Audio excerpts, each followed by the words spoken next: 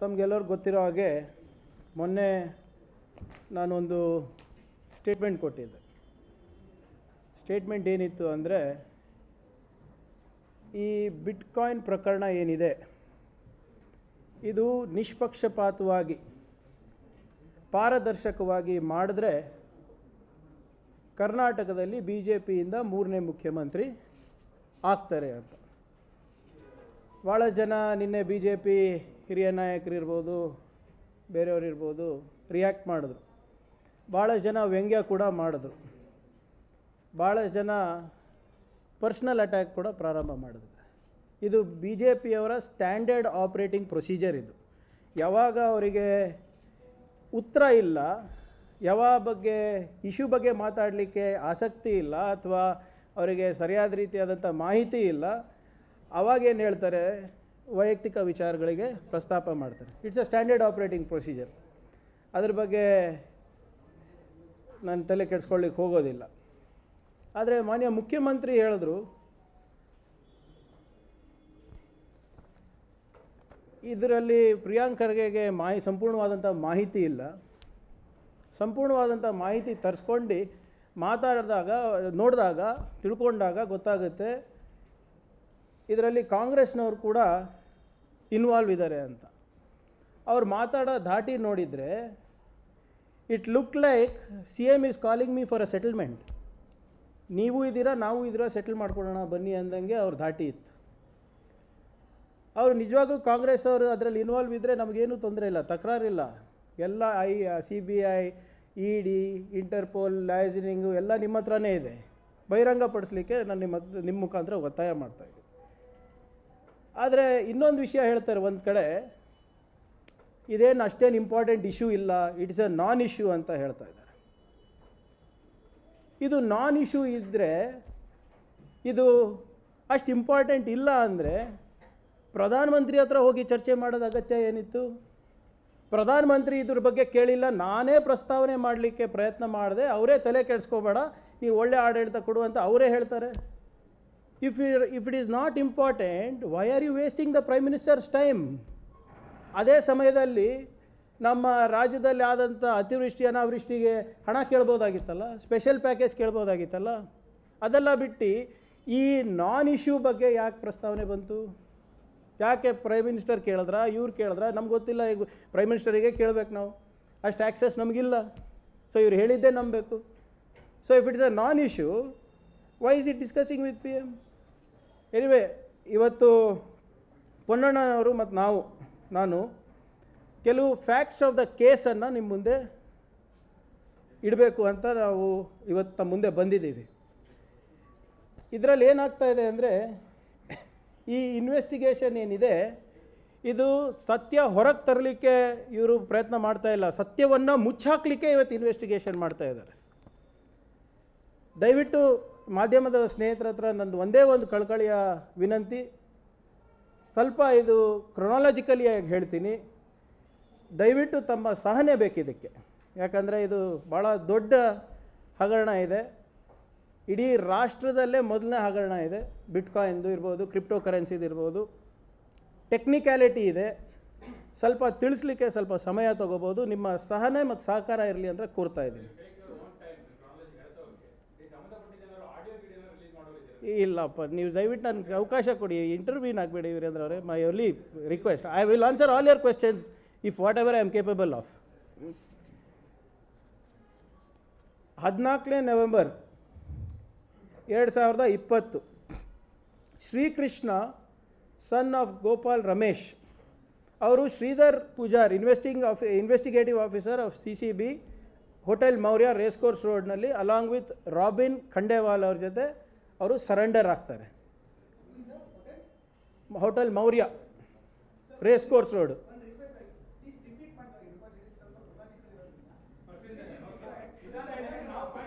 ನಾಲ್ಕು ತಾಸು ಆಗುತ್ತೆ ಮತ್ತೆ.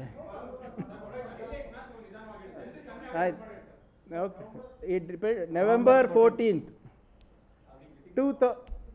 We can give you a copy, but it's in my handwriting. So, okay. 14th November 2020. Sri Krishna, son of Gopal Ramesh, along with Robin Khandewal, Shridhar Pujar investigative officer CCB ಅವರಿಗೆ surrender ಆಗ್ತಾರೆ hotel ಮೌರ್ಯದಲ್ಲಿ race course road. 3 ದಿನ ಇದ್ರ ಬಗ್ಗೆ ಯಾವ ರಿಪೋರ್ಟಿಂಗೂ ಆಗೋದಿಲ್ಲ, ಯಾವ ದಾಖಲೆಯೂ ಕೂಡ ದರ್ಜ್ ಮಾಡೋದಿಲ್ಲ. 17ನೇ November 2020 he is shown to be arrested in crime number 91/2020 and sent to police custody till 30th November in CCB office. 14 ದಿನ ಕಸ್ಟಡಿಗೆ ಕಳಿಸ್ತಾರೆ. ಈಗ ಕ್ರೈಮ್ ನಂಬರ್ 91/2020 ಯಾವ ಕ್ರೈಮ್ ಅಂದರೆ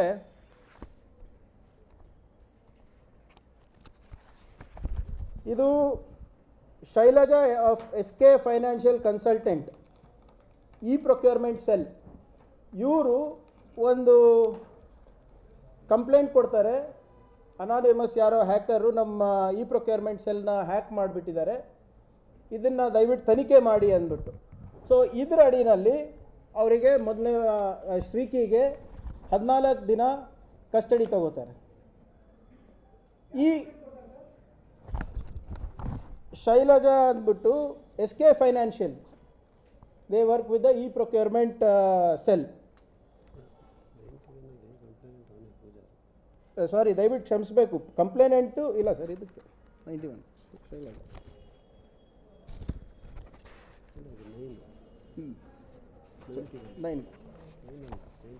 ಸೊ ಇದು ಶ್ರೀಧರ್ ಪೂಜಾರೇ ಕೊಡ್ತಾರೆ ಕಂಪ್ಲೇಂಟ್. ಸೊ ಇದು 14 ದಿನ ಕಸ್ಟಡಿ ಆಗುತ್ತೆ. ಈ ಕಸ್ಟಡಿ ಮುಗಿತಾ ಇದ್ದಂಗೆ 2ನೇ ಡಿಸೆಂಬರ್ 2020 ಮತ್ತೊಮ್ಮೆ ಕ್ರೈಮ್ ನಂಬರ್ 153/2020 ಅವರಿಗೆ ಮತ್ತೆ ಇದರಲ್ಲಿ ರಿಮಾಂಡಿಗೆ ತಗೋತಾರೆ 12 ದಿನ ಕಸ್ಟಡಿಗೆ. ಕ್ರೈಮ್ ನಂಬರ್ 153 ಅಂದರೆ ಇದರಲ್ಲೇನಿದೆ,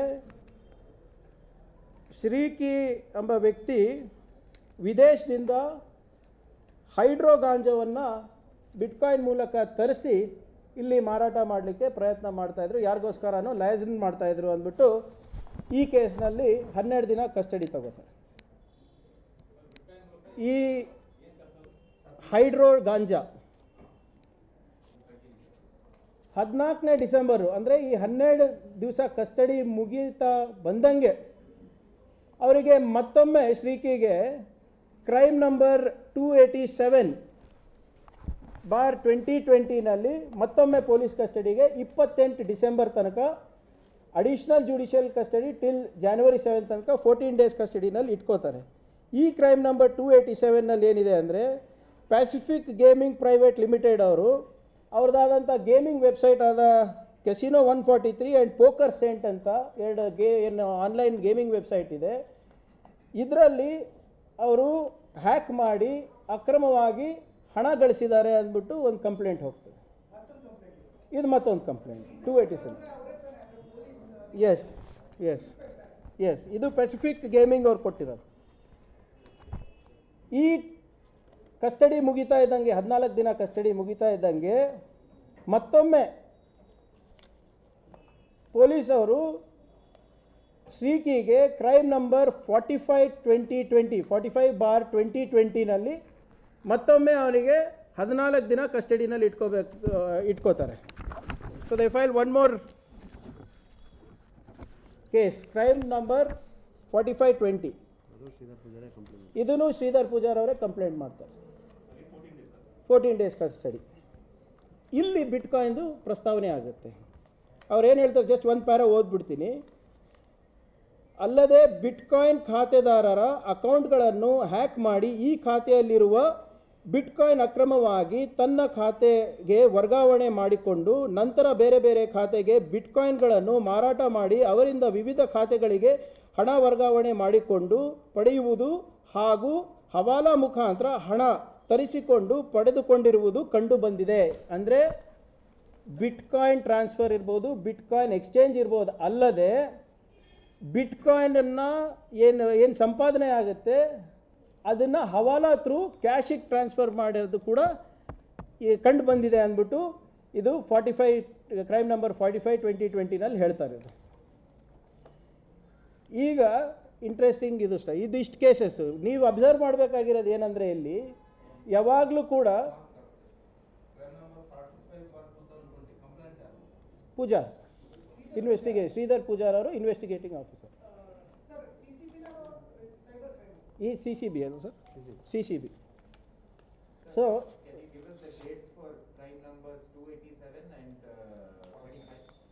date numbers for crime 287. 45 is 23/12, 23rd December 2020.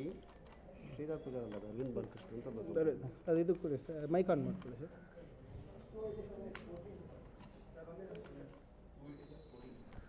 ಯಾವ್ದು ಕೇಳಿದ್ರಿ? 287.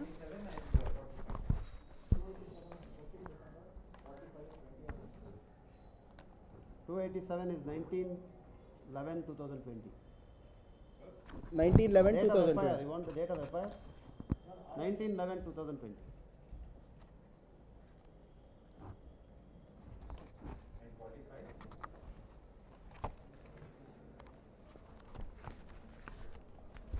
And 45 ಅದು 45 is 23 December 2020. 23rd December. ಮುಂದುವರಿಬೋದಾ? ಇಲ್ಲಿ ಇಂಟ್ರೆಸ್ಟಿಂಗ್ ಏನು ಕಾಣ್ಬರ್ತಾ ಇದೆ ಅಂದರೆ, just when his custody is coming to an end ಮತ್ತೊಂದು ಕೇಸ್ ಹಾಕ್ತಾರೆ. ಇದೆಲ್ಲ ಕೇಸು ಒಟ್ಟಿಗೆ ಹಾಕೋದಿಲ್ಲ, ಕಸ್ಟಡಿಗೆ ತಗೋತಾರೆ. ಯಾವಾಗ ಕಸ್ಟಡಿ ಡೇಟ್ ಹತ್ತಿರ ಬರ್ತಾ ಇದೆ ಅಥವಾ ಲಾಸ್ಟ್ ಡೇ ಇದ್ದಾಗ ಮತ್ತೊಮ್ಮೆ ಕಸ್ಟಡಿ ಎಕ್ಸ್ಟೆನ್ಷನಿಗೆ ಹೊಸ ಕೇಸ್ಗಳು ಹಾಕ್ತಾರೆ. ನಾಟ್ ದ ಸೇಮ್ ಕೇಸಸ್ ಇದು ಯಾಕೆ ಮಾಡಿದ್ದಾರೆ ಅಂತ ಸ್ಪಷ್ಟವಾದಂಥ ಉತ್ತರ ಅಧಿಕಾರಿಗಳು ಕೊಡಬೇಕು. ಈಗ ಇನ್ನು ಮುಂದುವರೆದು 8th January 2021 first panchnama in crime number 45/2020 ಬರುತ್ತೆ. ಇಲ್ಲ ಅದು ಬರುತ್ತೆ ಸರ್. ಫಸ್ಟ್ ಪಂಚನಾಮ ಹೊರಗೆ ಬರುತ್ತೆ. ಫಸ್ಟ್ ಪಂಚನಾಮ ಏನಂದರೆ, ಇದರಲ್ಲಿ ಭಾಳ ಸ್ಪಷ್ಟವಾಗಿ ಹೇಳ್ತಾರೆ, ಇದು ಪಂಚನಾಮ ಡಾಕ್ಯುಮೆಂಟು ನಂದಲ್ಲ, ನಾನು ಸೃಷ್ಟಿ ಮಾಡಿರೋದಲ್ಲ. It's what is submitted. ಬರೀ ಒಂದು 4 ಲೈನ್ ಓದ್ತೀನಿ ನೋಡಿ. Cyber crime police station informed us that we had to witness the Panchnama proceedings of cryptocurrency recovery from Sri Krishna Ramesh aka Shriki, who has been a hacker and has hacked various websites and Bitcoin exchanges in the past and had cryptocurrency in his possession, and the same had to be seized and kept in custody for investigation and recovery purposes, for which we have agreed to assist them in the process, and the Panchas have agreed to be a part of this Panchnama. ಇಲ್ಲಿ ಪಂಚನಾಮಾಗೆ ಯಾರಿಗೆ ಕರೀತಾರೆ? 31 bitcoin ಅಂತ ಏನು ಹೇಳ್ತಾರಲ್ವಾ ಸಿಕ್ಕಿದೆ ಅಂತ, 31.8 ಸಿಕ್ಕಿದೆ ಅಂತ ಹೇಳ್ತಾರೆ. ಇಲ್ಲೇನು ಹೇಳ್ತಾ ಇದ್ದಾರೆ, 31 ಬಿಟ್ಕಾಯಿನ್ನ ನಾವು ಸೇಫ್ ಕಸ್ಟಡಿಗೆ ತಗೋಬೇಕು. ಆ ಸೇಫ್ ಕಸ್ಟಡಿಗೆ ನಾವು ಪಂಚನಾಮ ಮಾಡಬೇಕು ಅಂದರೆ ಪ್ರೊಸೆಸಿಗೆ ಪಂಚನಾಮ ಮಾಡಿಸ್ಬೇಕು. ಅದಕ್ಕೆ ಯಾರಿಗೆ ಕರೆಸ್ತಾರೆ ಗೊತ್ತಾ ತಮಗೆ? 31 ಬಿಟ್ಕಾಯಿನ್ಸ್ ವರ್ತ್ 9 crores ಅಂತ ಪೊಲೀಸವರೇ ಹೇಳಿರೋದು. 9 ಕೋಟಿ ಮೌಲ್ಯದ ಬಿಟ್ಕಾಯಿನ್ ಪಂಚನಾಮ ಮಾಡಿಸ್ಲಿಕ್ಕೆ ಜೂನಿಯರ್ ಲೈನ್ ಮ್ಯಾನಿಗೆ ಕರೆಸ್ತಾರೆ ಮತ್ತು ಪವರ್ ಮ್ಯಾನಿಗೆ ಕರೆಸ್ತಾರೆ.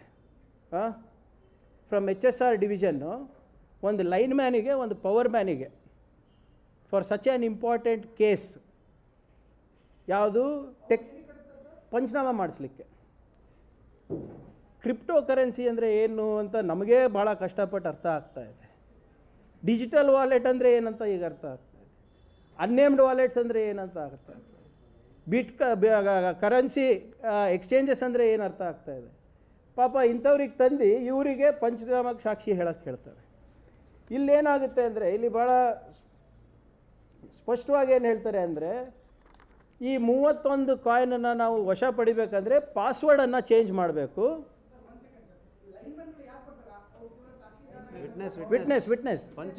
ವಿಟ್ನೆಸ್ ಆಗಿ ಕರೆಸ್ತಾರೆ ಪಂಚನಾಮ ಮಾಡೋಕ್ಕೆ. ಪಂಚನಾಮ ಏನಂದರೆ, ಆ 31.8 ಬಿಟ್ಕಾಯಿನ್ ಏನು ಸಿಗುತ್ತಲ್ವ, 31 ಬಿಟ್ಕಾಯಿನ್ಗಳು ನಾವು ಸೇಫ್ ಕಸ್ಟಡಿಗೆ ತೊಗೋಬೇಕು ಅಂದರೆ ಅದ್ರದ್ದು ಪಾಸ್ವರ್ಡ್ ಚೇಂಜ್ ಮಾಡಬೇಕು. ಆ ಪಾಸ್ವರ್ಡ್ ಚೇಂಜ್ ಮಾಡಬೇಕಿಗೆ ಸಾಕ್ಷಿ ಬೇಕು ನಮಗೆ ಅಂದ್ಬಿಟ್ಟು ಇವ್ರು ಕರೆಸೋದು. ಸೊ ಅವ್ರೇನು ಹೇಳ್ತಾರೆ, ಪಾಸ್ವರ್ಡನ್ನು ಅವರು ಅದ್ರ ಜೊತೆಗೆ ಇನ್ನೊಂದು ಯಾವುದೋ group cyber I D technology ಅಂದ್ಬಿಟ್ಟು ಒಂದು ಸಂಸ್ಥೆಗೆ ಕರ್ತಾರೆ. ಆ್ಯಪರೆಂಟ್ಲಿ ದೇ ಆರ್ ಸೈಬರ್ ಎಕ್ಸ್ಪರ್ಟ್ಸ್. ಈ ಕ್ರಿಪ್ಟೋನಲ್ಲಿ ಅವ್ರು ಎಕ್ಸ್ಪರ್ಟ್ಸ್ ಅಂತ ಇದ್ದಾರೆ. ಯಾವ ಮಾನದಂಡದ ಮೇಲೆ ಅವ್ರಿಗೆ ಕರೆಸಿದ್ದಾರೆ ಅದು ನನಗೆ ಮಾಹಿತಿ ಇಲ್ಲ. ಆದರೆ ಅವರು ಕೂಡ ಹೇಳ್ತಾರೆ, ಈ ವಾಲೆಟನ್ನು ಪಾಸ್ವರ್ಡನ್ನು ನಾವು ಚೇಂಜ್ ಮಾಡಿಬಿಟ್ಟಿದ್ದೀವಿ, ಅದು ಒಂದು ಪೇಪರ್ನಲ್ಲಿ ಬರೆದ್ಬಿಟ್ಟು ಸೀಲ್ ಮಾಡಿ ವ್ಯಾಕ್ಸ್ ಸೀಲ್ ಹಾಕಿ ಇನಿಷಿಯಲ್ಲು SS ಅಂತ ಹಾಕಿದ್ದೀವಿ ಅಂತ ಹೇಳ್ತಾರೆ. ಅದನ್ನು ಹ್ಯಾಂಡ್ ಓವರು ಪೊಲೀಸ್ ಅವ್ರಿಗೆ ಮಾಡ್ತಾರೆ. ಸೊ ಇದು ಮೊದಲನೇ ಪಂಚನಾಮ. ಇದಾದ ನಂತರ ಏನಾಗುತ್ತೆ, 11ನೇ ಜನವರಿ 2021, 11th Jan 2021 ಶ್ರೀಕೃಷ್ಣಗೆ ಕೋರ್ಟಿಗೆ ಪ್ರೊಡ್ಯೂಸ್ ಮಾಡ್ತಾರೆ. ಅಷ್ಟರಲ್ಲಿ ಗೋಪಾಲ್ ರಮೇಶ್ ಅವರು, ಯಾರು ಶ್ರೀಕಿ ಅವರ ತಂದೆ, ಅವರು ಒಂದು ಅಪ್ಲಿಕೇಶನ್ ಹಾಕ್ತಾರೆ ಅಂಡರ್ ಸೆಕ್ಷನ್ 191C. ಇದರಲ್ಲಿ ಏನು ಹೇಳ್ತಾರೆ ಅಂದರೆ, ಅವ್ರ ಅಪ್ಲಿಕೇಶನ್ ತಾವು ನೋಡಬೇಕು, ಭಾಳ ತಮಗೆ ಆಶ್ಚರ್ಯ ಆಗ್ಬೋದು. The petitioner, I am again ಒಂದು ಪ್ಯಾರ ಓದ್ತಾ ಇದ್ದೀನಿ. The petitioner, being the father of the accused, that he has credible and reliable information that the respondents at the behest and unlawful orders have been administering the petitioner's son, Shri Krishna, with excessive mind-altering drugs, specifically alprazolam, which is a prohibited drug, and therefore sought cognizance to be taken against all officials who have committed various offences under the NDPS Act as also under the IPC. Application ಕೊಡ್ತಾರೆ ಮ್ಯಾಜಿಸ್ಟ್ರೇಟಿಗೆ. ಶ್ರೀಕಿ ಅವ್ರ ತಂದೆ, ನನ್ನ ಮಗನಿಗೆ ಅಧಿಕಾರಿಗಳು ಜೈಲ್ನಲ್ಲಿದ್ದಾಗ, police ಕಸ್ಟಡಿನಲ್ಲಿದ್ದಾಗ ಮಾದಕ ವಸ್ತುಗಳು ಕೊಡ್ತಾ ಇದ್ದಾರೆ, ಅವರೇ ಅಡ್ಮಿನಿಸ್ಟರ್ ಮಾಡ್ತಾ ಇದ್ದಾರೆ. ಎಸ್ಪೆಷಲಿ ಆಲ್ಪ್ರೋಝೋಲಾಮ್ ಅಂತ, ಇದು prescribed drug. It is not available across the counter. Medical ಶಾಪಿಗೆ ಹೋಗಿ ಕೇಳಿದ್ರೆ ಕೊಡೋರಲ್ಲ, ಪ್ರಿಸ್ಕ್ರಿಪ್ಷನ್ ಇರಬೇಕು ಡಾಕ್ಟರ್ದು. ಮತ್ತು ಮೈಂಡ್ ಆಲ್ಟ್ರಿಂಗ್ ಡ್ರಗ್ಸ್ ಅಂದರೆ ಏನರ್ಥ? ಮ್ಯಾಜಿಸ್ಟ್ರೇಟ್ ಅವರು ನೆಕ್ಸ್ಟ್ ಡೇ ಅವ್ರಿಗೆ ಕೇಳ್ತಾನೆ, ಶ್ರೀಕಿಗೆ 11ನೇ ಜನವರಿನಲ್ಲಿ, ಏನಪ್ಪ ನೀನು ಕಸ್ಟಡಿನಲ್ಲಿದ್ದಾಗ ನೀನು ಈ ಆಲ್ಪ್ರಾಝೋಲಮನ್ನು ನೀನು ಸೇವಿಸಿದೆಯಾ ಅಂತ ಕೇಳಿದಾಗ ಹೌದು ಅಂತ ಹೇಳ್ತಾರೆ. It is he himself tells it to the magistrate that yes, I have been given drugs, I have been given alprazolam. ಹೇಗೆ ಇದು ಸಾಧ್ಯ? ಪೊಲೀಸ್ ಕಸ್ಟಡಿನಲ್ಲಿದ್ದಾಗ ಪೊಲೀಸವರೇ ಕೊಡ್ತಾ ಇದ್ದಾರೆ ಅಂತ ಅವ್ರ ತಂದೆಯವ್ರು ಹೇಳ್ತಾ ಇದ್ದಾರೆ. ಮ್ಯಾಜಿಸ್ಟ್ರೇಟ್ ಮುಂದೆ ಫೈಲ್ ಮಾಡ್ತಾರೆ, ಮ್ಯಾಜಿಸ್ಟ್ರೇಟ್ ಅವ್ರು ಕೇಳ್ತಾರೆ, ಅವನು ಒಪ್ಕೋತಾರೆ.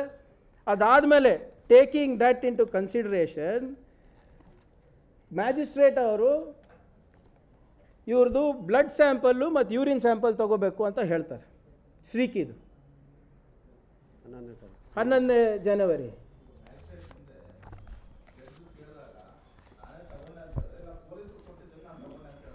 ಹ್ಯಾವ್ ಯು ಅದನ್ನು ಹೇಳ್ಬಿಡ್ತೀನಪ್ಪ, ಯಾಕೆ ಸುಮ್ಮನೆ ಅಲ್ಲ, ಅವ್ರು ಹೆಂಗೆ ತಗೊಳಕ್ಕಾಗುತ್ತೆ? ಅವ್ನು ಜೈಲ್ ಕಸ್ಟಡಿನಲ್ಲಿದ್ದಾನೆ. ಇಲ್ಲ ಕೇಳಿ, ಒಂದು ನಿಮಿಷ ಕೇಳಿಬಿಡಿ. ಆ್ಯಸ್ ಪರ್ ದ ಈಗ ಅವ್ರೇನು ಹೇಳ್ತಾ ಇರೋದು, ಅಧಿಕಾರಿಗಳು ಅಡ್ಮಿನಿಸ್ಟರ್ ಮಾಡ್ತಾ ಇದ್ದಾರೆ, ನನಗೆ ಮಾಹಿತಿ ಇದೆ ಅಂತ ಅವ್ರ ತಂದೆ ಹೇಳ್ತಾ ಇರೋದು, ಆಯಿತಾ? ಅದಾದಮೇಲೆ ಮ್ಯಾಜಿಸ್ಟ್ರೇಟ್ ಅವ್ರು ಕೇಳ್ತಾರೆ, as per the request of the learned counsel for accused, again court questioned the accused, have you consumed alprazolam? To reply this question, accused submitted that he had alprazolam during police custody. ಅಂದರೆ ಅವ್ನು police ಕಸ್ಟಡಿದಲ್ಲಿದ್ದು, ಅವನು ಹೊರಗಡೆ ಹೋಗಿ ತರೋಕ್ಕಾಗಲ್ಲ, prescription ತರೋಕ್ಕಾಗಲ್ಲ, ಇದು drug ತರೋಕ್ಕಾಗಲ್ಲ, ಮತ್ತು ಹೇಗೆ ಸಿಗ್ತಾ ಇದೆ? ಈಗ ಯೂರಿನ್ ಟೆಸ್ಟು ಮತ್ತು ಬ್ಲಡ್ ಟೆಸ್ಟು ಮಾಡಿ ಅಂತ ಇವ್ರು ಕಳಿಸ್ಕೊಟ್ರೆ ವಿಕ್ಟೋರಿಯಾನಲ್ಲಿ, ಇವ್ರು ಹೋಗಿರೋದು ಬೆಂಗಳೂರು ವೈದ್ಯಕೀಯ ವಿದ್ಯಾಲಯ ಮತ್ತು ಸಂಶೋಧನಾ ಸಂಸ್ಥೆಗೆ ಹೋಗ್ತಾರೆ. ಅಲ್ಲಿ ಭಾಳ ಪೆಕ್ಯುಲಿಯರ್ ಆಗಿ ಕೇಳೋದೇನು ಗೊತ್ತಾ ಇವರು, patient needs stomach wash to rule out poisoning, number 1 point. Number 2 needs urine and blood alprazolam level to be assessed, patient referred to CMO Victoria hospital. ಈಗ CCBಯಲ್ಲಿರ್ಬೋದು ಅಥವಾ ಬೇರೆ ನಮ್ಮ ಪೊಲೀಸ್ ಡಿಪಾರ್ಟ್ಮೆಂಟಲ್ಲಿ ಬ್ಲಡ್ ಸ್ಯಾಂಪಲ್ಲು ಯೂರಿನ್ ಸ್ಯಾಂಪಲ್ ಎಲ್ಲಿ ತರಬೇಕಂತ ಗೊತ್ತಿಲ್ವಾ? ಆಮೇಲೆ who is suggesting stomach wash to rule out poisoning ಅಂದರೆ ಏನರ್ಥ? ಅಂದರೆ was he being poisoned when he was in police custody? Stomach wash ಏನಕ್ಕೆ ಅಗತ್ಯ ಆಯಿತು? ಮ್ಯಾಜಿಸ್ಟ್ರೇಟ್ ಅವರು ಕ್ಲಿಯರ್ ಆಗಿ ಒಂದು ಲೈನಲ್ಲಿ ಹೇಳಿದ್ದಾರೆ, blood urine sample, stomach wash ಯಾಕೆ ಬೇಕಾಗಿತ್ತು ಅದು ಗೊತ್ತಿಲ್ಲ. ಆಮೇಲೆ ಅವ್ರು ಏನು ಹೇಳ್ತಾರೆ, ಅಲ್ಲಿ ಅಂಥ ದೊಡ್ಡ ಸಂಸ್ಥೆಗೆ ಹೋದಾಗ ಅವ್ರೇನು ಹೇಳ್ತಾರೆ ಗೊತ್ತಾ, as this hospital is a COVID hospital, the above mention test will not be performed in the hospitals regularly. Usually such test are performed in forensic science lab, so referring the patient to higher centre. ಹಿಂಗೆ ಒಂದು ದಿನ ಕಾಲ ಕಳೀತಾರೆ. I mean narcotics department ಅವರಿಗಿರ್ಬೋದು, CCBಗಿರ್ಬೋದು, CIDಗಿರ್ಬೋದು, police ಇಲಾಖೆಗಿರ್ಬೋದು, ನಾವು ಯೂರಿನ್ ಸ್ಯಾಂಪಲ್ ಎಲ್ಲಿ ತೊಗೋಬೇಕು, ಯಾವ ಲ್ಯಾಬಿಗೆ ಕಳಿಸ್ಬೇಕು ಅಂತ ಅವ್ರಿಗೆ ಗೊತ್ತಿರಲ್ವಾ? ಇಷ್ಟೊಂದು ಕೇಸಸ್ ಹ್ಯಾಂಡಲ್ ಮಾಡ್ತಾರೆ, ಬಟ್ ಇದು ಯಾಕೆ ಆಗಿಲ್ಲ ಅಂತ ಇನ್ನೂ ಕೂಡ ಗೊತ್ತಿಲ್ಲ. ಅದಾದಮೇಲೆ 12ನೇ ಜನವರಿ 2021 ಇವ್ರ ತಂದೆಯವರು ಏನು ಅಪ್ಲಿಕೇಶನ್ ಇದೆ, ರಿಟ್ ಪೆಟಿಷನ್ ಹಾಕ್ತಾರೆ. ರಿಟ್ ಪೆಟಿಷನಲ್ಲಿ ಅವರು ಭಾಳ ಸ್ಪಷ್ಟವಾದಂಥ 1-2-3 ಬೇಡಿಕೆ ಇಟ್ಟಿರ್ತಾರೆ. ಪ್ರೇಯರ್ ಇರ್ತದೆ ಅವ್ರದ್ದು.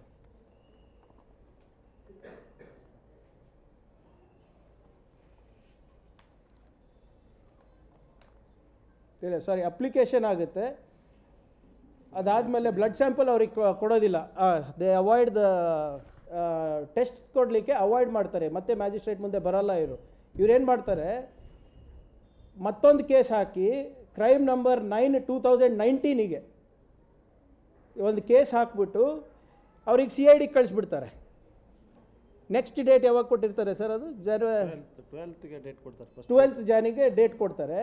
ಅಷ್ಟರಲ್ಲಿ ಇವ್ರೇನು ಮಾಡ್ತಾರೆ, ಇವರು ಟೆಸ್ಟ್ ಮಾಡಿಸೋದಿಲ್ಲ. ಟೆಸ್ಟ್ ಮಾಡಿಸ್ಲಾರ್ದೆ ಇವರು ಇನ್ನೊಂದು ಕೇಸ್ ಹಾಕ್ಬಿಟ್ಟು ಇವನಿಗೆ ಕ್ರೈಮ್ ನಂಬರ್ 9 2019ಗೆ ಅವರಿಗೆ CID ಕಸ್ಟಡಿ ಕೊಟ್ಬಿಡ್ತಾರೆ.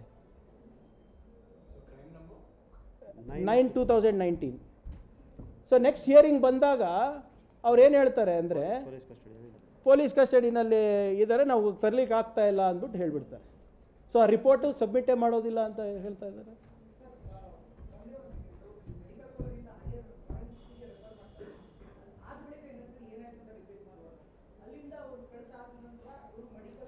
ಇವರು ಮಾಡಿಸೋದಿಲ್ಲ. ಅವರು ವಿಕ್ಟೋರಿಯಾಗನ ಮಾಡಿಸ್ಬೋದಾಗಿತ್ತು, ಬೋರಿಂಗನ್ನು ಮಾಡಿಸ್ಬೋದಾಗಿತ್ತು. ಅದು ಮುಂದೆ ಹೇಳ್ತೀನಿ ತಮಗೆ. ವೈ ಇರಬೇಕಲ್ಲ, ಇದು ಸಾಕ್ಷಿ ನಾಶ ಅಲ್ವಾ? ಮ್ಯಾಜಿಸ್ಟ್ರೇಟ್ ಅವರು ಮತ್ತು ಇನ್ಯಾರಿದೆ? Who is the custodian of the accused? Blood ಟೆಸ್ಟಿಗೆ ಸ್ಟಮಕ್ ವಾಷಿಂಗಿಗೆ ಏನು ಸಂಬಂಧ ಇಲ್ಲ. ಅವ್ರೇನು ಹೇಳ್ತಾ ಇದ್ದಾರೆ, ಸ್ಟಮಕ್ ವಾಶ್ ಮಾಡಬೇಕು, ಪಾಯ್ಸನ್ ಆಗಿರ್ಬೋದು ಅಂತ. ಪಾಯ್ಸನ್ ಹೆಂಗೆ? Is been in police custody for the last 2-3 months with you only. ಆದರೆ ಅದು ಅರ್ಥ ಏನು? ಇದು ಅದು ಹೇಳ್ತೀನಿ ನಾನು, ಅದು ಗೊತ್ತಿಲ್ಲ ಇನ್ನು ಆಗಿದೆಯೋ ಇಲ್ಲೋ ಅಂತ ಮಾಹಿತಿ ಇವ್ರಿಗೆ ಕೇಳಬೇಕು. ಸೊ 12ನೇ ಜನವರಿ 2021, 12ನೇ ಜನವರಿ 2021 ಬೆಂಗಳೂರು ಪೊಲೀಸವರು ಒಂದು ಪತ್ರಿಕಾ ಪ್ರಕಟಣೆ ಕೊಡ್ತಾರೆ. ಇದರಲ್ಲಿ ಇಂಟರ್ನ್ಯಾಷನಲ್ ಹ್ಯಾಕರ್ ಶ್ರೀಕಿಗೆ ನಾವು ಹಿಡಿದಿದ್ದೀವಿ, ಮಾಡಿದ್ದೀವಿ, 31 ಬಿಟ್ಕಾಯಿನ್ ಸಿಕ್ಕಿದೆ, 9 ಕೋಟಿ ರೂಪಾಯಿ ಮೌಲ್ಯದ ಇದು ಎಲ್ಲ ನಾವು ವಾಪಸ್ ತೆಕ್ಕೊಂಡಿದ್ದೀವಿ ಅಂತ. ಅಂದರೆ ಫಸ್ಟ್ ಪಂಚನಾಮನಲ್ಲಿ ಏನಿತ್ತಲ್ಲ ಅದ್ರ ಬಗ್ಗೆ ಒಂದು ಪ್ರೆಸ್ ಕಾನ್ಫರೆನ್ಸ್ ಮಾಡ್ತಾರೆ. This is on 12th Jan 2021, where it is very clearly specified that 31 bitcoins are seized of 9 crore value by the police. 18ನೇ ಜನವರಿ 2021 18th Jan 2021 ಎರಡನೇ ಪಂಚನಾಮ ಬರುತ್ತೆ ಹೊರಗಡೆ. ಯಾವುದಕ್ಕೆ? Same crime 45/2020. ಇದು ಯಾವುದು? 0.8 ಬಿಟ್ಕಾಯಿನಿಗೆ 31.8 ಬಿಟ್ಕಾಯಿನ್ ಏನು ಹಿಡಿದಿದ್ರು ಅದನ್ನು ಮತ್ತೊಮ್ಮೆ ಪೊಲೀಸ್ ವಶಕ್ಕೆ ತಗೋಬೇಕು ಅಂದ್ಬಿಟ್ಟು, ಅದನ್ನು ಸೇಫ್ ಗಾರ್ಡ್ ಮಾಡ್ಕೋಬೇಕು ಅಂದ್ಬಿಟ್ಟು ಮತ್ತೊಮ್ಮೆ ಒಂದು ಪಂಚನಾಮ ಕರೀತಾರೆ. ಈ ಸರಿ ಪಂಚನಾಮಕ್ಕೆ ಕಮರ್ಷಿಯಲ್ ಟ್ಯಾಕ್ಸ್ ಅಧಿಕಾರಿಗಳು ಕರೀತಾರೆ. ಅಗೇನ್ ಏನು ಸರ್? 0.8ಗೆ.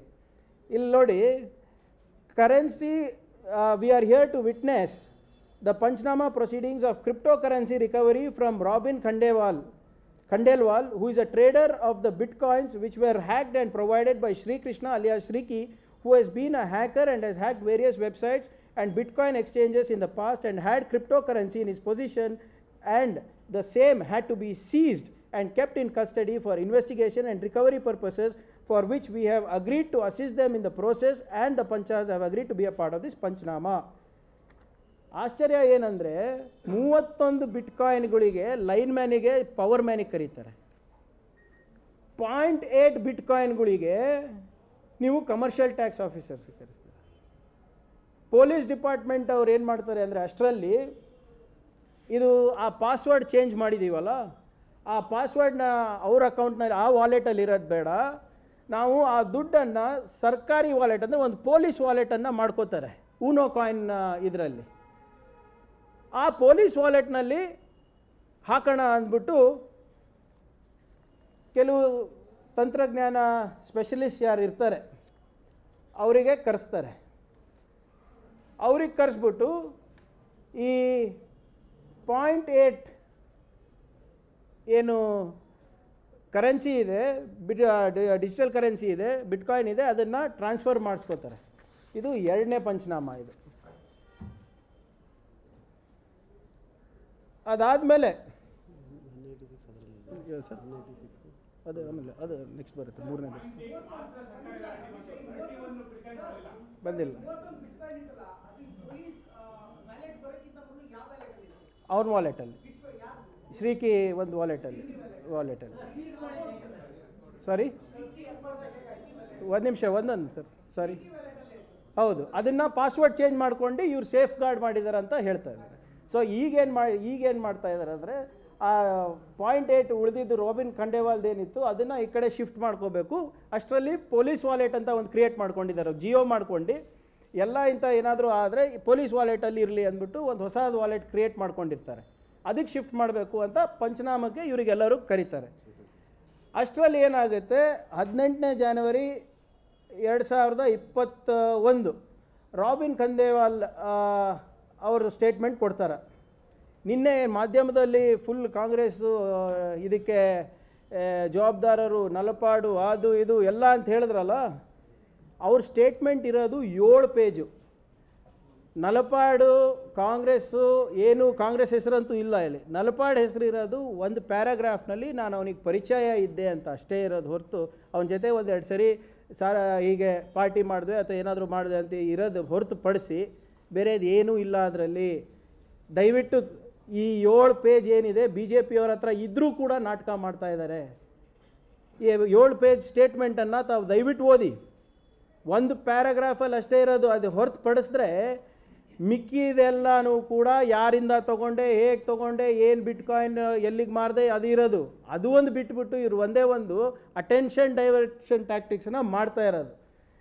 22ನೇ ಜನವರಿ 2021 ಇದು ಭಾಳ ಇಂಟ್ರೆಸ್ಟಿಂಗ್ ಪಂಚನಾಮ. Same crime 45/2020. ಇಲ್ಲಿ ಮತ್ತೇನು ಮಾಡ್ತಾರೆ ಇವರು, ನಾನು ಹೇಳ್ದಂಗೆ ಈ 31.8 ಬಿಟ್ಕಾಯಿನ್ ಏನಿದೆ ಇದು ಪೊಲೀಸ್ ವಾಲೆಟಿಗೆ ತರಿಸ್ಬೇಕು ಅಂದ್ಬಿಟ್ಟು, ಟ್ರಾನ್ಸ್ಫರ್ ಮಾಡಬೇಕು ಫಾರ್ ಸೇಫ್ ಕೀಪಿಂಗ್ ಅಂದ್ಬಿಟ್ಟು ಕರೆಸ್ತಾರೆ ಕೆಲವು ಎಕ್ಸ್ಪರ್ಟ್ಸಿಗೆ. ಊನೋ ಕಾಯಿನ್ ಅಂತ ಒಂದು ಕಂಪನಿ ಇದೆ, ಇನ್ನೂ ಒಂದು ಯಾವುದೋ ಸೈಬರ್ ಟೆಕ್ ಅಂತ ಒಂದು ಕಂಪನಿಗೆ ಕರೆಸ್ತಾರೆ.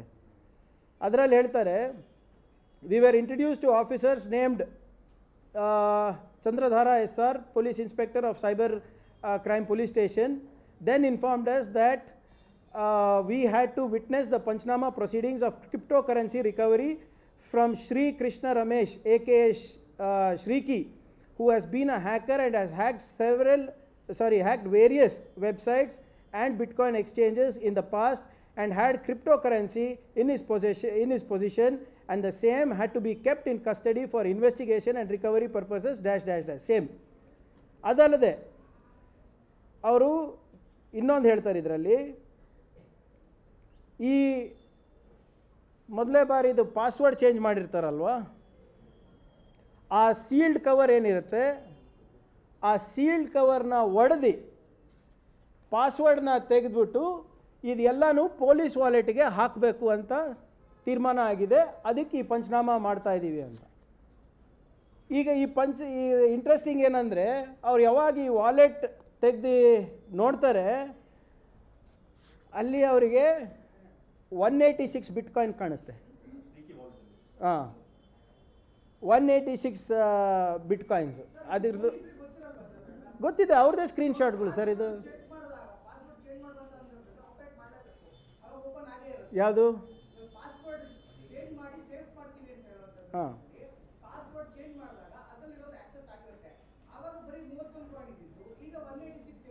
ಅದೇ ಅವ್ರಿಗೆ ಕೇಳ್ತಾ ಇರೋದಲ್ಲ, ಅದೇ ನಾವು ಕೇಳ್ತಾ ಇರೋದು. ಒಂದು ನಿಮಿಷ ಟೈಮ್ ಕೊಡಿ. ಹಾಂ, ಸೊ ಅದು ಇದು ಆದಾಗ ಏನಾಗುತ್ತೆ, on opening the shed wallet, screenshot number 4 panchnama, ಇದು panchnama number 3 of 45/2020, screenshot number 4, on opening the said wallet, the below screen with a total BTC of 64.38 - and an available BTC of 186.8 ಅಂದಾಜು available ಇದೆ ಅಂತ ಹೇಳ್ತಾರೆ. 186. ಅದಾದಮೇಲೆ ಅವರು ಆಯ್ತಪ್ಪ ಏನೇ ಇರಲಿ, we will transfer it to police wallet ಅಂತ ಇನ್ವೆಸ್ಟಿಗೇಷನಿಗೆ ಅಂತ ಮಾಡ್ಕೊಂಡಿದೆ. Screenshot number 7, the below screen is for transferring the available BTC to the police wallet, and police wallet was provided by the investigation officer. ಅಂದರೆ I D ಎಲ್ಲ ಕೊಟ್ಟು ಟ್ರಾನ್ಸ್ಫರ್ನ initiate ಮಾಡ್ತಾರೆ.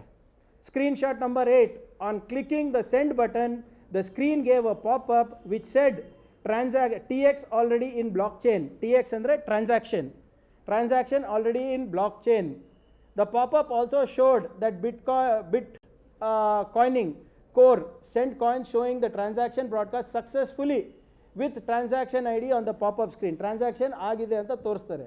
Screenshot number 10, on checking the said transaction ID on the blockchain explorer, it was seen that the said transaction ID never existed. Screenshot number 10, panchnama 45/20 ನಲ್ಲಿ screenshot number 10 ನಲ್ಲಿ ಅವ್ರು ಏನು ಹೇಳೋದಂದರೆ, on checking the said transaction I D, ಅವ್ರು transaction ಮಾಡಿದ್ದು ಆಗಿದೆ ಅಂತ ಹೇಳ್ತಾರಲ್ಲ, ಅಂತ ಟ್ರಾನ್ಸಾಕ್ಷನ್ ಐ ಡಿ ಇರುತ್ತೆ. ಆ ಟ್ರಾನ್ಸಾಕ್ಷನ್ ಐ ಡಿ ಅವರು ಬ್ಲಾಕ್ ಚೈನ್ ಎಕ್ಸ್ಪ್ಲೋರರ್ನಲ್ಲಿ ಕ್ರಾಸ್ ವೆರಿಫೈ ಮಾಡ್ತಾರೆ, whether it has transact amount ಮುಟ್ಟಿದೆಯಾ ಇಲ್ಲ ಅಂತ. ಅದರಲ್ಲಿ ಏನು ಹೇಳುತ್ತೆ, the transaction I D server never existed, ಅದು ಇಲ್ಲವೇ ಇಲ್ಲ ಅಂತ ಕೇಳಿ. ಇದಾದಮೇಲೆ post this, as the transaction was not showing on the blockchain explorer, we informed the experts UnoCoin, and they explained that the transaction was not through, as the private key for the said wallet was not available, and the application has been modified to show fake transaction, and the wallet is of an exchange, and it will not be possible to transact on the said wallet without the authorized key, also called as private key. ಅಂದರೆ private key ಅಂದರೆ ಅದು ನನ್ನ ಹತ್ರ ಇರ್ತದೆ, ನನ್ನ ಮಾಲೀಕತ್ವ ಅಂತ ತೋರಿಸ್ಲಿಕ್ಕೆ ಅದು ಒಂದು ಪ್ರೈವೇಟ್ ಕೀ ಅಂತ ಇರುತ್ತೆ. ಆ ಪ್ರೈವೇಟ್ ಕೀ ಇವ್ರ ಹತ್ರ ಇಲ್ಲ, ಅದಕ್ಕೆ ಇದು ಟ್ರಾನ್ಸಾಕ್ಷನ್ ಆಗಿಲ್ಲ, ಇದು ಫೇಕ್ ಟ್ರಾನ್ಸಾಕ್ಷನ್ ತೋರಿಸಿದೆ. ನೀವೇನೇನು ಮಾಡಿದ್ದೀರಾ ಇಲ್ಲಿ ತನಕ ಎಕ್ಸರ್ಸೈಸು ಅವೆಲ್ಲ ವ್ಯರ್ಥ, ಅದು ಆಗೋದಿಲ್ಲ ಅಂತ. ಅದಾದಮೇಲೆ UnoCoin ಅವರು ಒಂದು ಪತ್ರ ಬರೀತಾರೆ, ಯಾರಿಗೆ? Inspector of police cyber crime Adugodi. Subject, transfer of bitcoins from the accused cloud wallet. Accused is Sriki. ಅವ್ನ ಕ್ಲೌಡ್ ವಾಲೆಟಿಂದ to police wallet of UnoCoin. With respect to the above mentioned subject, during the process of Panchnama, the wallet that was opened and it was showing a balance of bitcoins, BTC andre bitcoins, 186.8. Also, the wallet had running transactions till the time the Panchnama was closed. It is observed that based on the number and frequency of transaction, the said wallet seems to be an live exchange wallet. It is also found that the private keys are absent in the wallet. Later on, it was also found that the wallet application has been modified to show and create fake transactions. This is also endorsed by Group Cyber ID Technology Private Limited. ಇವ್ರು ಯಾರು experts ಅಂತ ತಂದಿದ್ದಾರಲ್ಲ, experts ಅವರಿಗೂ ಗೊತ್ತಾಗಿಲ್ಲ ಇದು transaction fake ಆಗ್ತಾ ಇದೆ, transaction ನಡೀತಾ ಇಲ್ಲ ಅಂತ.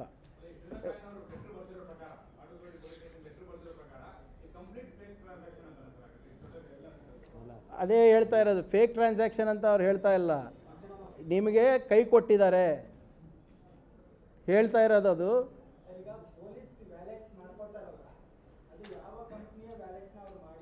ಊನೋ ಕಾಯಿನ್ ಮಾಡ್ಕೊಂಡಿದ್ದಾನೆ.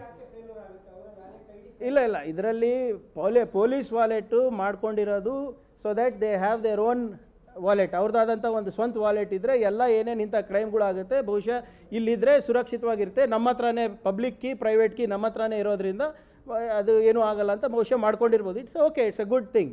ಅದು ನೀವು ಊನೋ ಕಾಯಿನೆಲ್ಲ ಯಾಕೆ ಮಾಡ್ಕೊಂಡು ಯೂನೋ ಕಾಯಿನಲ್ಲೇ ಯಾಕೆ ಮಾಡ್ಕೊಂಡಿದ್ದಾರೆ ನನಗೆ ಗೊತ್ತಿಲ್ಲ, ಅದು ನೀವು ಅಧಿಕಾರಿಗಳಿಗೆ ಕೇಳಬೇಕು. ಅದು ಯಾವುದಾದ್ರೂ ಒಂದರಲ್ಲಿ ಮಾಡಲೇಬೇಕು. But why Unocoin I am not sure. But ಇದು ಊನೋ ಕಾಯಿನ್ಗೆ ಅದು ಟ್ರಾನ್ಸಾಕ್ಷನೇ ಕಂಪ್ಲೀಟ್ ಆಗಿಲ್ಲ. ಐ ಡಿ ಅಲ್ಲ, ಅವರೇನು ಹೇಳ್ತಾ ಇರೋದು ಊನೋ ಕಾಯಿನ್ ಅವರು ಮತ್ತು ಇನ್ನೊಬ್ರು ಯಾರು ಎಕ್ಸ್ಪರ್ಟ್ ಇದ್ದಾರೆ, ಪಂಚನಾಮ ಮಾಡೋ ಸಂದರ್ಭದಲ್ಲಿ ಎಲ್ಲ ಚೆನ್ನಾಗಿ ಕಾಣಿಸ್ತಾ ಇತ್ತು ನಮಗೆ, ಟ್ರಾನ್ಸಾಕ್ಷನ್ ವಿಂಡೋ ಎಲ್ಲ ತೋರಿಸ್ತಾ ಇತ್ತು. ಎಲ್ಲ ಆದಮೇಲೆ ನಾವು ಟ್ರಾನ್ಸಾಕ್ಷನ್ ಕಂಪ್ಲೀಟ್ ಆಗಿದೆಯಾ ಇಲ್ಲ ಅಂತ ನಾವು ನೋಡಿದಾಗ ಈ ಟ್ರಾನ್ಸಾಕ್ಷನ್ ಐ ಡಿನೇ ಇಲ್ಲ, ನೀವು ಟ್ರಾನ್ಸಾಕ್ಟೇ ಮಾಡಿಲ್ಲ, ಇದು ಕಂಪ್ಲೀಟ್ ಫೇಕ್ ಅಂತ ಬರುತ್ತೆ. ಯಾವುದು ಒಂದು ನಿಮಿಷ, ಪಂಚನಾಮಾನಲ್ಲಿ ಕ್ಲಿಯರಾಗಿ 3 ಪಂಚನಾಮಾನಲ್ಲಿ ಕೂಡ ನಮಗೆ 31 ಬಿಟ್ಕಾಯಿನ್ ಬಂದಿದೆ ಅಂತ ಹೇಳಿದ್ದಾರೆ, ನೋಡಿದ್ದಾರೆ ಅಂತ ಹೇಳಿದ್ದಾರೆ. ಇವ್ರದೇ ಸ್ಕ್ರೀನ್ಶಾಟ್ನಲ್ಲಿ ಇಟ್ ಈಸ್ ಶೋಯಿಂಗ್ 186 ಬಿಟ್ಕಾಯಿನ್ಸ್. ಇದೆಲ್ಲ ನಂದು ದಾಖಲೆಗಳಲ್ಲ. ಒಂದು ನಿಮಿಷ ಮುಗಿಸ್ಬಿಡ್ತೀನಿ ಇದೆಲ್ಲ. ಓಕೆ, ಅದಾದ ನಂತರ 5th ಫೆಬ್ರವರಿ 2021ನಲ್ಲಿ ನಮ್ಮ ಶ್ರೀಕಿ ಅವ್ರ ತಂದೆ ಅವರು ರಿಟ್ ಪೆಟಿಷನ್ನ ಹೈಕೋರ್ಟ್ನಲ್ಲಿ ಹಾಕ್ತಾರೆ. ಒಂದು ಡೇಟ್ ಯಾವುದು ಸರ್ ಅದು ರಿಟ್ ಪೆಟಿಷನ್?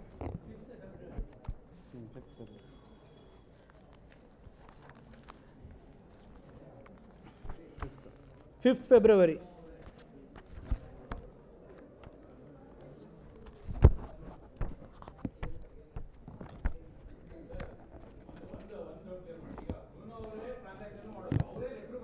ಟ್ರಾನ್ಸಾಕ್ಷನ್ ಅವ್ರು ಮಾಡಿಲ್ಲ, ಅವರಿಗೆ ಪಂಚನಾಮಾಗೆ ಕರೆಸಿರೋದು ಟ್ರಾನ್ಸ್ಫರ್ ಮಾಡಿಕೊಡಿ ಅಂತ.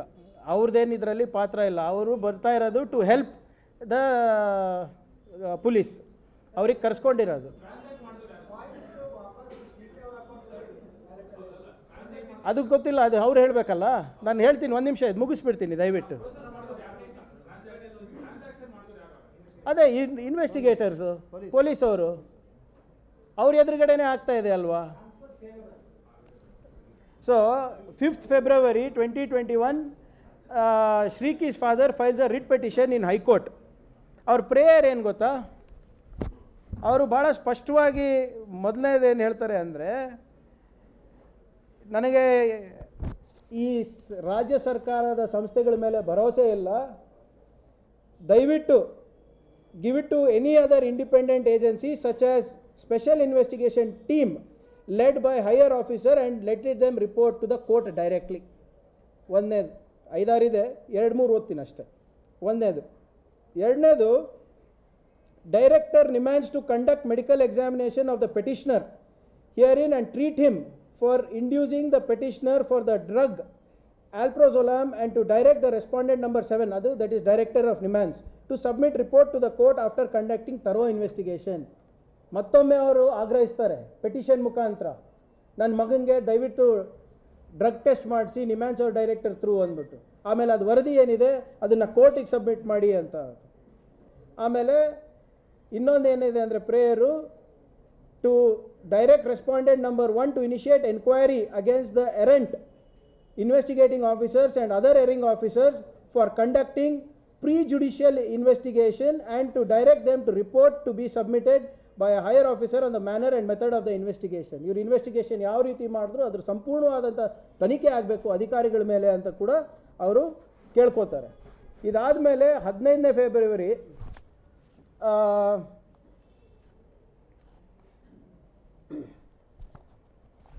ಜಾಯಿಂಟ್ ಕಮಿಷನರ್ ಆಫ್ ಪೊಲೀಸ್ ಅವರು ಇ ಡಿ ಅವರಿಗೆ ಒಂದು ಪತ್ರ ಬರೀತಾರೆ. 15th February 2021 ED writes a letter to CCB. ಏನಂತ ಬರೀತಾರೆ ಅಂದರೆ, ಈ ಮಾಧ್ಯಮಗಳಲ್ಲಿ ಹಲವಾರು ವದಂತಿಗಳು ಬರ್ತಾ ಇದೆ, ವರದಿಗಳು ಬರ್ತಾ ಇದೆ ಬಿಟ್ಕಾಯಿನ್ ಹಗರಣಗಳ ಬಗ್ಗೆ, ಬಿಟ್ಕಾಯಿನ್ ಎಕ್ಸ್ಚೇಂಜ್ಗಳ ಬಗ್ಗೆ, ಕ್ರಿಪ್ಟೋ ಕರೆನ್ಸಿ ಹಗರಣದ ಬಗ್ಗೆ, ದಯವಿಟ್ಟು ಇದ್ರ ಬಗ್ಗೆ ಮಾಹಿತಿ ಕೊಡಿ ಅಂತ ಹೇಳ್ತಾರೆ. ಇವ್ರು ಕಳಿಸಿರೋದು 15th ಫೆಬ್ರವರಿ. ಸರ್ಕಾರದಿಂದ ಉತ್ತರ ಹೋಗೋದು 3rd March, after 20 days. Why this delay? ಯಾವುದು ಕೊಡ್ತಾರೆ ರಿಪೋರ್ಟು?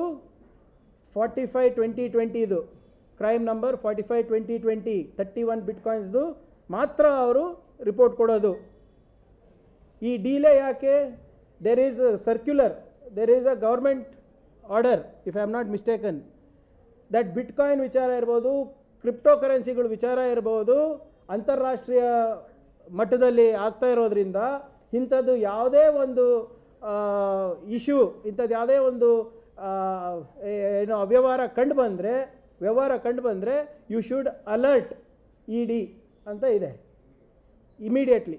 ಆದರೆ ಯಾಕಾಗಿಲ್ಲ ಇದು? ಇನ್ನೂ ಕೊಟ್ಟಿಲ್ಲ ಅವರು ಈ ಕೇಸ್ ಇ ಡಿಗೆ.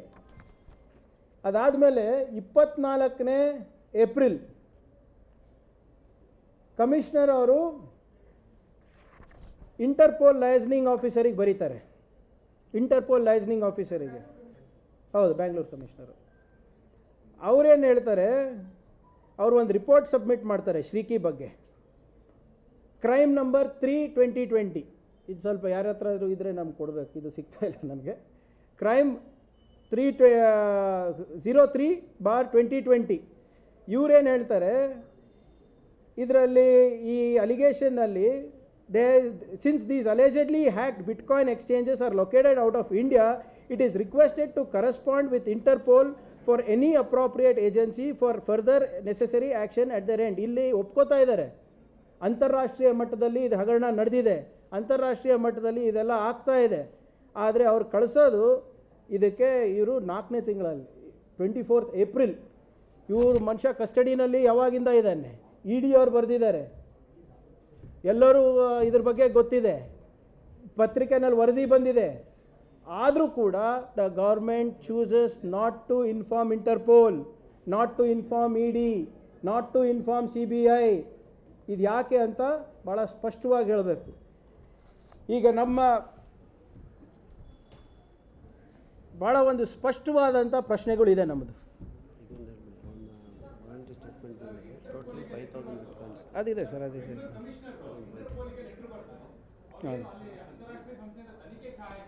ಹೌದು, ತನಿಖೆಗೆ ಸಹಾಯಕರು. ನಮ್ಮದು 5-6 ಪ್ರಶ್ನೆಗಳಿದೆ ನೇರವಾಗಿ ಈ ಸರ್ಕಾರಕ್ಕೆ. ಇ ಡಿಗೆ ಮಾಹಿತಿ ಕೊಡಲ್ಲ.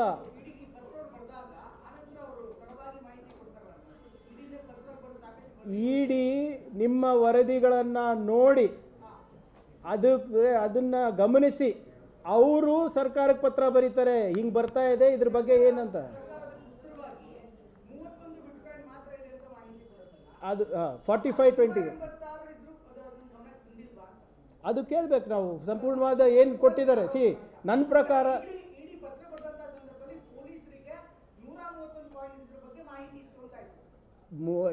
ಅದು ಇಲ್ಲಿ 3ನೇ ಪಂಚನಾಮದಲ್ಲಿ ಭಾಳ ಸ್ಪಷ್ಟವಾಗಿ ಎದ್ದು ಕಾಣ್ತಾ ಇದೆ. ಬಟ್ ಇವ್ರೇನು ಮಾಹಿತಿ ಕೊಟ್ಟಿದ್ದಾರೆ ಇಡಿಗೆ ಅದು ಅಲ್ಲಿ ಹೇಳಿಲ್ಲ. ಅವರು ಬರೀ ಅನೆಕ್ಷರ್ಸ್ ಕೊಟ್ಟಿದ್ದೀವಿ ಅಂತ ಹೇಳ್ತಾ ಇದ್ದಾರೆ. ಅನೆಕ್ಷರ್ಸ್ ನೋಡಿದ್ರೆ ಗೊತ್ತಾಗುತ್ತೆ ಅದು. ಸೊ ನನ್ನ ಸ್ಪಷ್ಟವಾದಂಥ ಪ್ರಶ್ನೆಗಳು ಈ ಸರ್ಕಾರಕ್ಕೆ, ಒಂದನೇದು,